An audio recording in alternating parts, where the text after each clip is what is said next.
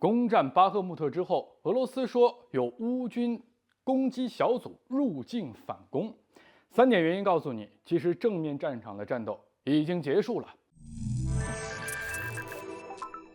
大家好，我是吕哲。在5月21号，俄罗斯国防部突然宣布完全掌控了巴赫穆特。虽然这是一个小城但是俄乌双方在这儿征战数月。截止到5月20号，巴赫穆特争夺战已经持续了224天，俄军完全掌控巴赫穆特，也标志着俄乌冲突以来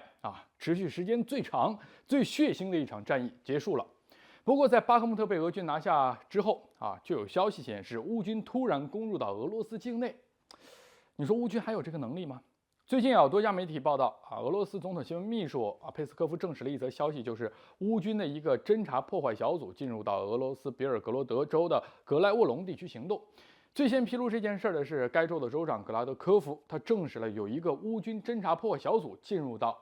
他们的这个地区来搞破坏。那俄罗斯武装力量正在为歼敌采取一切必要措施，事件的细节目前没有公布，而乌克兰方面是极力否认这件事儿。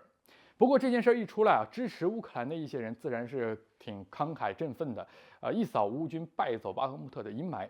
但你觉得事情真的这么简单吗？首先我们可以看看地图，乌克兰的哈尔科夫和俄罗斯的别尔格罗德州那属于双子城，距离也就几十公里。乌军想要越界打游击，那是随时都可以做到。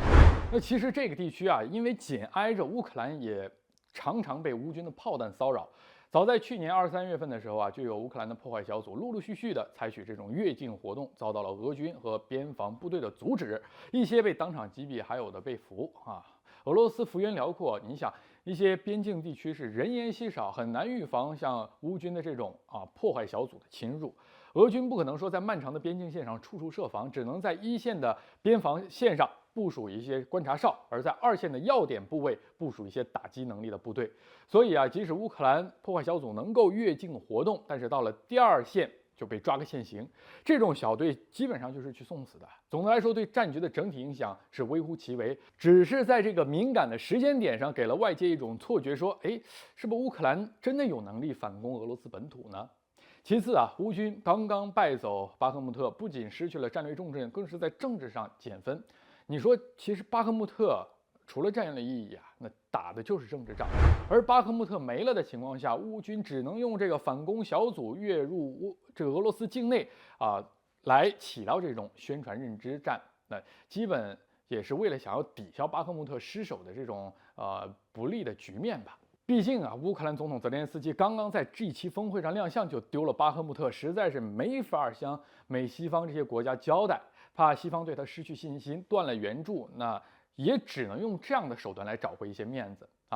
自今年初开始，美西方就持续加大对乌克兰的援助，让乌军有了足够的武器发起一场春季大反攻。但你看看，夏天都到了，反攻行动却一再推迟，所以乌克兰军方需要给俄军造成一些难堪，以便泽连斯基能够继续向西方去讨要武器。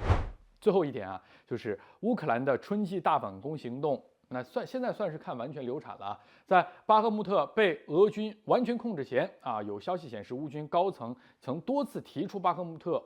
其实不想要了，想要撤离。但是泽连斯基坚持不肯放弃巴赫穆特，要坚守到最后。前者是从战术方向考量的，而后者更多是考虑政治上的影响。而这场旷日持久的激战，基辅已经在巴赫穆特消耗了大量的有生力量。俄军最终控制巴赫穆特，从另一个角度也说明了局势彻底逆转，乌军已经很难再发起大规模的正面行动了。其实现在正面战场的战斗已经结束了，它是不行了才采用这种自杀小分队的形式来实现新闻效果，吸引这些美西方的眼球。仗打到现在基辅究竟是为了自己而战，还是为了西方而战？答案越来越明显。好，今天吕哲观察就是这样，下期再见。